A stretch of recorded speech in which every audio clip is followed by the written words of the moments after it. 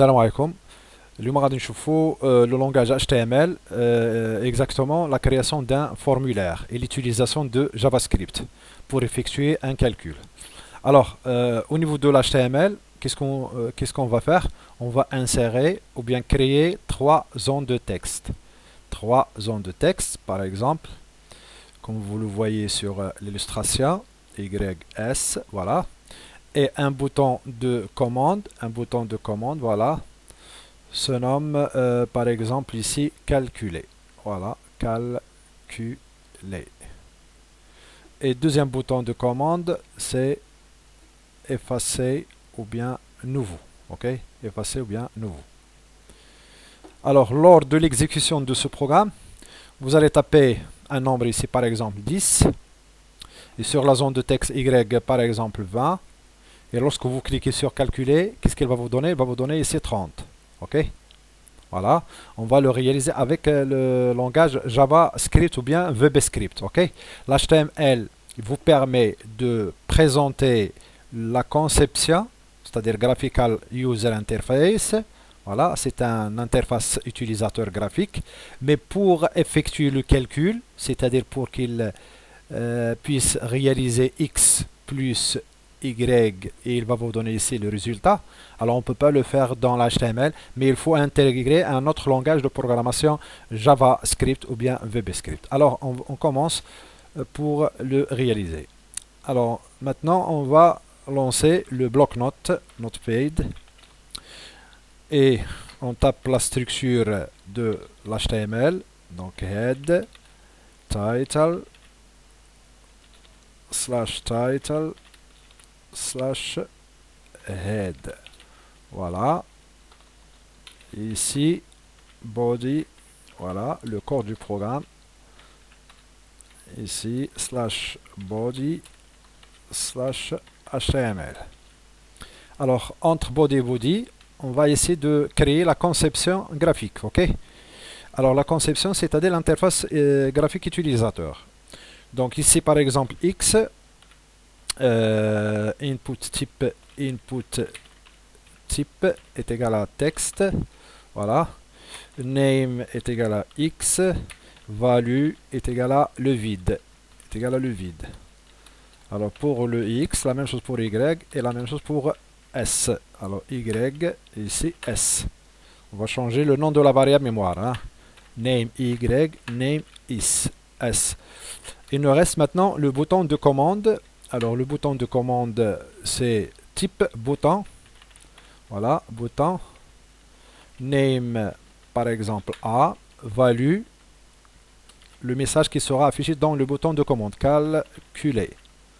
Et on peut ajouter le bouton de commande d'effacer. Il s'appelle reset. Ok. Au lieu de bouton, c'est reset. Alors ici, le nom de la variable, c'est pas obligatoire pour les boutons de commande. Effacer, voilà. Effacer, voilà. Donc, qu'est-ce qu'on va faire? On va délimiter notre formulaire par la valise form. Form name est égal à, par exemple, calcul, voilà. Voilà. Et la fin de la valise form, c'est-à-dire formulaire. Alors on va essayer d'enregistrer notre programme. Fichier, alors fichier enregistré sous, par exemple test1.html. N'oubliez pas d'ajouter le .html. Alors sur le bureau, enregistrer, réduire. Alors il s'appelle test, où se trouve test.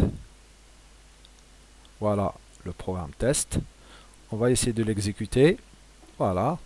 Donc si vous allez taper par exemple ici des nombres et vous voulez cliquer sur calculer pour qu'il donne la somme, alors il ne va pas afficher le calcul. Pourquoi? Parce que nous n'avons pas encore réalisé le programme en JavaScript. Voilà. Donc rien spécial. Alors pour effacer, oui, il permet d'effacer le contenu des zones de texte. Voilà. Il permet d'effacer le contenu des zones de texte. Alors ensuite, maintenant, on va revenir dans notre programme pour réaliser le programme en JavaScript. Alors JavaScript, ici, on va déclarer le script. Voilà, script, language, est égal à JavaScript, ou bien on peut utiliser les instructions de Visual Basic ici à l'aide de VB Script. Alors, fin de la balise script. Voilà, c'est la script. Ici, il faut déclarer une fonction. Function, par exemple, sum. Voilà. Ouvrir l'accolade et fermer l'accolade. Ici, on va déclarer les variables. Var x est égal à par c et int. Ça veut dire par c et int, c'est convertir chaîne de caractères en numérique. Ok. Par c et int, de quoi? Le formulaire s'appelle calcul, point, la variable x, point, la valeur, sa valeur, value, ok, point, la valeur. La même chose pour y, voilà, y, ici, on va changer x par y, voilà, var y, et il nous reste la somme, s est égal à x plus y, et afin d'afficher la valeur dans la zone de texte S. Donc, calcul.s.value quoi est égal à la valeur calculée à partir de l'expression de x plus y. Donc ici, c'est S. Voilà. On va exécuter, on va sauvegarder le programme, enregistrer, on va l'exécuter save 5. Voilà, autoriser, oui. Alors 4, 5, calculer. Donc il y a une erreur quelque part dans le programme.